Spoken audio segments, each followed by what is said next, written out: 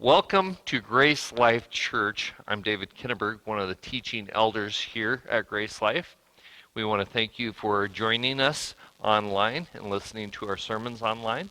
Hope they are a blessing and encouragement to you. If you want more information, you can check out our website at glcanoka.org. Thanks and God bless. Good morning. I figured we would have a number of people using the 3-day weekend to scatter across the area. And so a little fewer of us than normal, but good seeing everyone here. We're going to be in Proverbs chapter 3, starting with verse 13. We're just going to see verses 13 through 18 this morning. But as you get ready to go there, one of the things I was thinking about before the sermon is rice cakes. Like, rice cakes? What? And yes, I had that same expression or thought in my face that some of you have, rice cakes.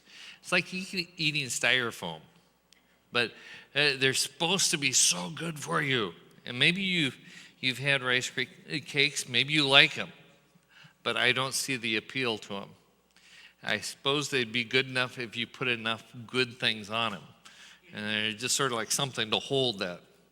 But they're sizable things, but there's not a lot of substance to them. And that is sort of the way that the world offers us things. Now, if you've had rice cakes before, you know they're not all that delightful. The people that may profess that they like them, I am kind of suspicious of anyone that would say that they like rice cakes. You may like what's on them, but you don't like the rice cakes themselves. And there's just not a lot of substance to it. Maybe a lot of promise until you bite into them. And that is, again, like the world. It shows a lot of promise here. Here's all the things that are alluring and promising. Take this, it's going to be wonderful. And there's people that chase all the things of the world, and even though it tastes just like rice cakes, unless you put a lot of sugar on it and a lot of cream cheese or anything like that, it's just no substance to it. And they're not satisfying. They're not going to satiate your hunger. You're not going to eat rice cakes and say, okay, I ate a rice cake and I'm good for the day. You're going to be hungry shortly after. And that is the situation with the world. But God promises satisfaction. And that is something I want you to think about as we look at verses 13 through 18. And again, in Proverbs chapter 3, Solomon is extolling the value of pursuing wisdom. Now, wisdom in and of itself isn't just end all and beat all.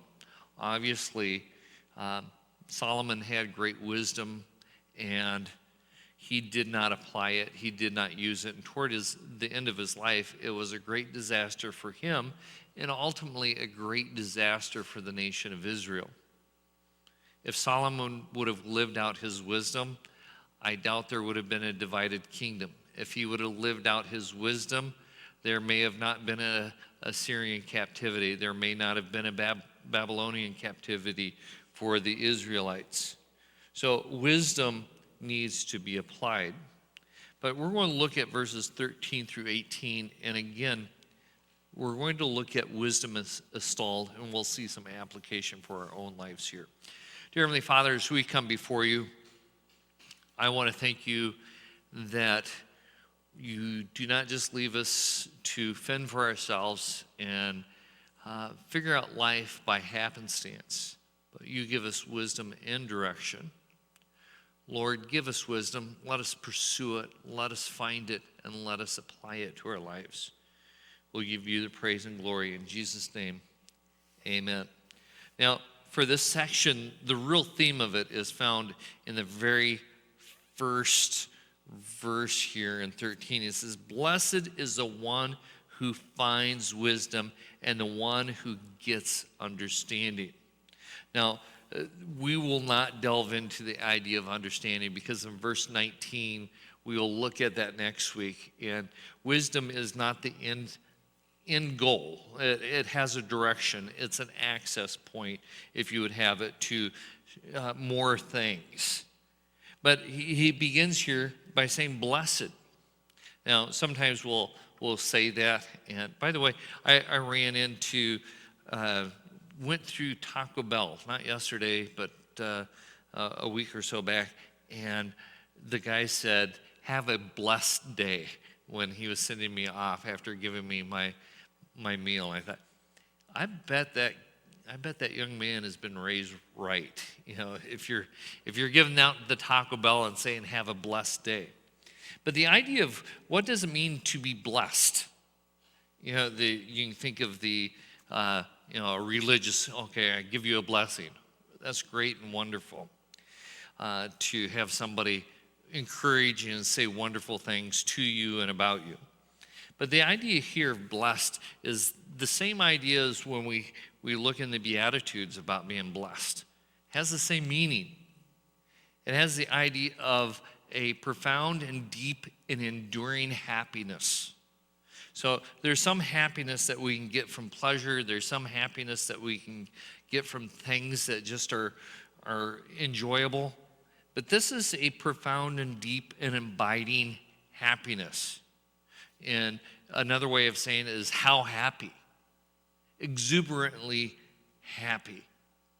So the value of wisdom is there's a permanent happiness. There's people in this world that pursue happiness. They look into things and they're going after this. They're searching for it in all sorts of different venues and avenues. And the great thing about wisdom is the profound promise of deep and enduring happiness. It is worthwhile getting. Now, in comparison to that, look at verses 14 and 15. For the gain from her is better than the gain from silver, and her profit better than gold. She is more precious than jewels, and nothing you desire can be compared with her. So, what is the value of wisdom? The wisdom is more valuable than silver, gold, and precious stones. Now, what is being insinuated by verses 14 and 15? There's a lot of things that Solomon is telling us about wisdom. Now, in the New Testament, there is a metaphorical comparison to our works as Christians and believers at the bema seat of Christ. Now, this isn't referring to that, but there's something we can learn from it. At the bema seat of Christ, we are going to be judged. It's the judgment seat of Christ. It's not going to judge our salvation, whether we were saved. It's not going to judge whether or not we're going to make it in heaven. It is going to judge our works for reward. The bema seat of Christ is a place of award. And there's going to be some people that go to the bema seat of Christ, and they're going to be sorely disappointed. They're going to get into heaven, but there is going to be little or nothing to show for their Christian life. They may have accepted Christ at an early age or a later age, but their life has not been utilized for service for the kingdom. And their works are going to be compared to wood, hay, and stubble. And when it's tested by the Lord, it's all going to be gone. There's others that are going to have gold, silver, and precious stones. That is going to be the evaluation of their life. And I think it shows motivation. Frankly, if you have a wrong motivation for serving the Lord, you're getting all your reward here. If you do things for people to pat you on the back, well, guess what? That pat on the back is your reward.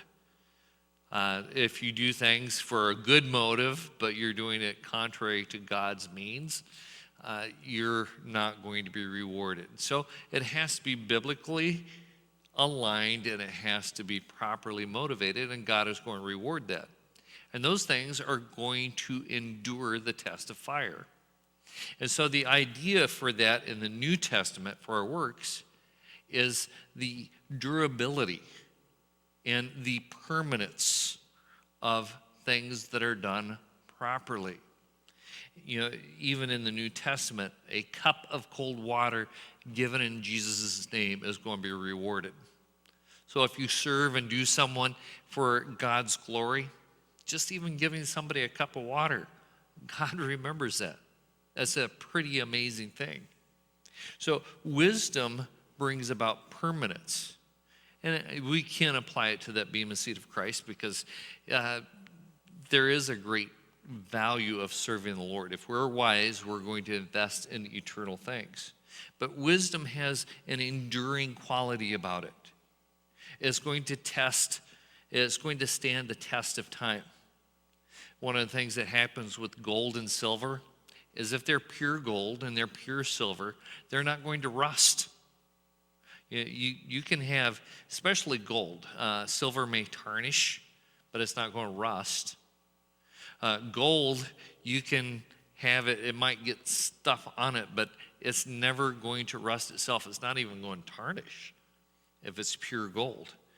Stones, they're going to last.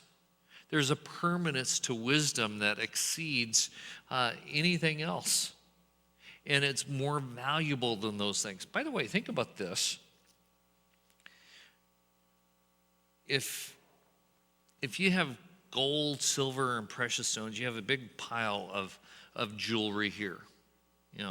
24 karat gold, pure silver with just beautiful decorations of stones and diamonds and rubies.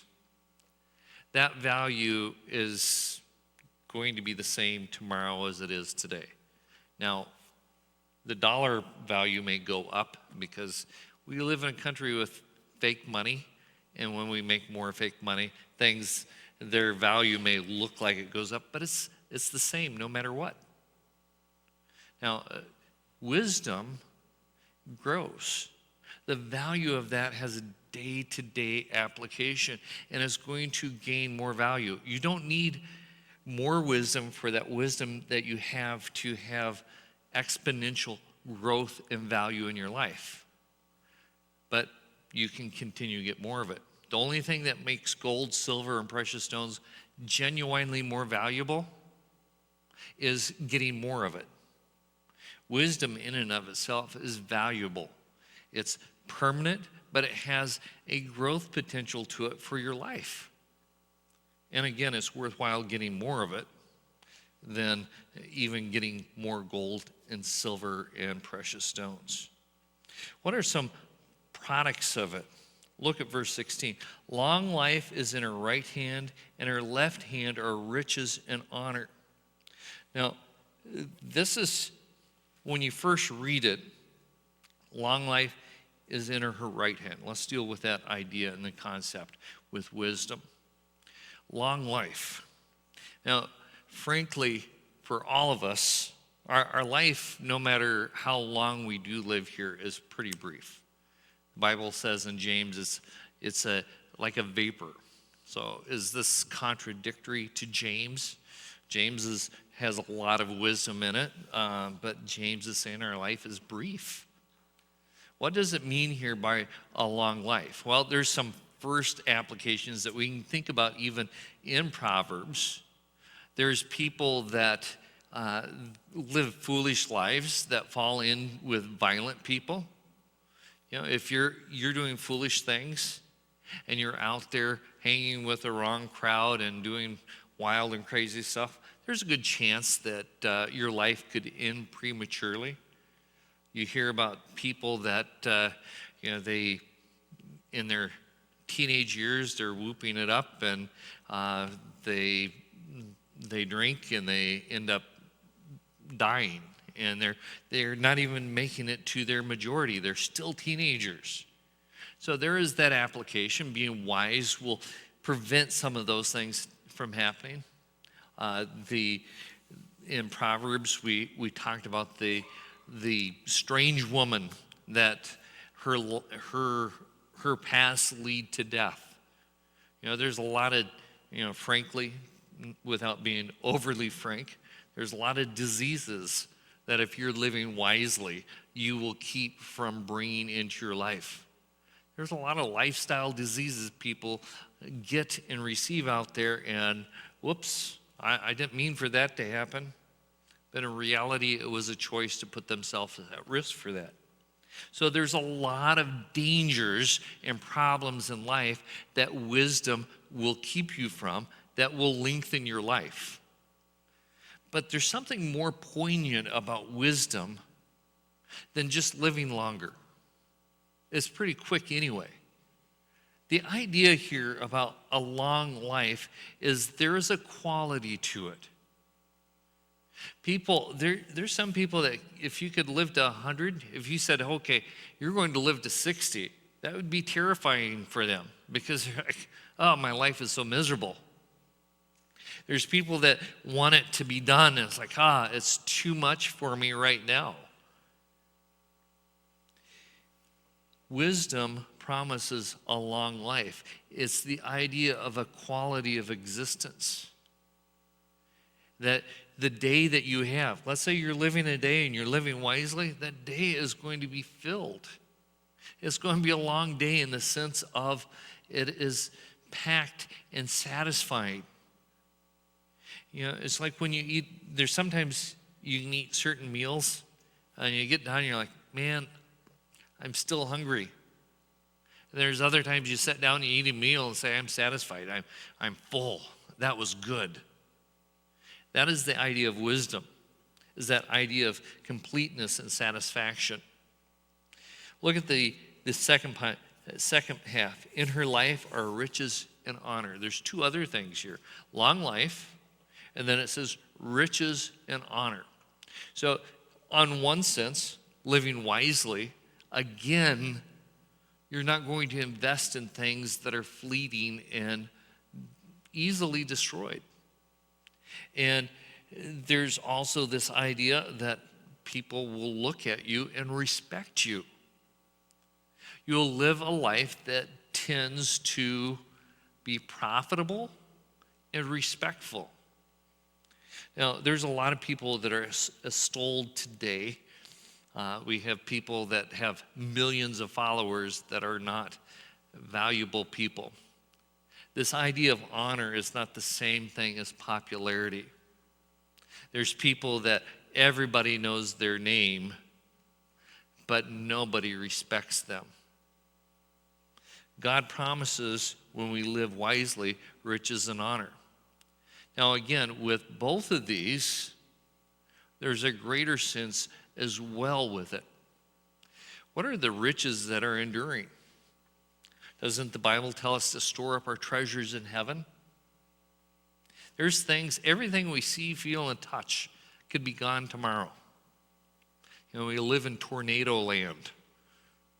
And there's people that, Muffy and I spent the afternoon taking care of yard work out in the front part of our house and getting things all in place. There's one year, back in 2012, we had done all the work in the front part of the house, and we'd gotten our backyard just perfect. And then there was a horrible windstorm that came through with sheer winds. And we had a tree that literally, I don't know, would it be fair to say it'd take 3 people to hold hands to get around? It was a huge tree. In fact, the 5 branches that came out of it were bigger than most trees. And the wind came and plucked that thing up and smashed it down on our garage, and our garage became one with the pavement. It was just smashed flat. There was like one little wall about this high that was left. Smashed our minivan that was sitting in the yard, and our beautiful yard that had been so immaculately taken care of was completely destroyed. There's everything that we can value and put together, our homes, our bank accounts, all of that can be wiped out. But there's something that can never be taken. And that is those things that we invest in God's eternal kingdom. So there are riches in honor. And think about that. What is the honor that's more important than even riches? And that is when we step before our Savior and he says, "Well done, thou good and faithful servant." See, it's easy to be thinking, okay, wisdom is great. I'm going to get rich and everybody's going to think I'm a great person. Yeah, that's valuable here in this life. You know, it's something not to be derided to do well financially. God's not against that. But what's more important is to be rich in eternal wealth. That is something that's going to last for eternity. Think about this. Would you rather have $1 million? Here, we'll do it this way.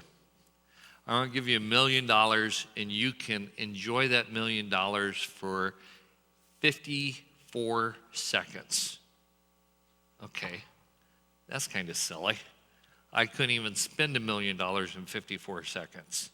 It would take me that much longer to order something on Amazon than 54 seconds. I can't enjoy that. I'll get to see it. I might be able to touch it in that 54 seconds, and it's gone. That's not a good deal whatsoever. But if I said, I'll give you $10,000 every day of your life, and that $10,000 will never get depleted. You can use it for whatever you want. That's a much better deal, isn't it? Yeah, it makes a lot of sense. That is a very poor comparison to whatever we serve the Lord for here. The treasures that we store up in eternity are going to last for eternity. That makes it silly when we waste our time, energy, and resources on things that will last but moments. Look at verse 17. Her ways are ways of pleasantness, and all her paths are peace. Okay, this is another great thing. Her ways are way of pleasantness. One of the Proverbs that we look, I don't know if we'll actually see that one. It says, better is a dinner of herbs or vegetables than a stalled ox and the strife therewith. The idea, the picture is, when you think of a stalled ox, we're pretty separated from agriculture in our day, but the idea is if you had an ox, you were wealthy.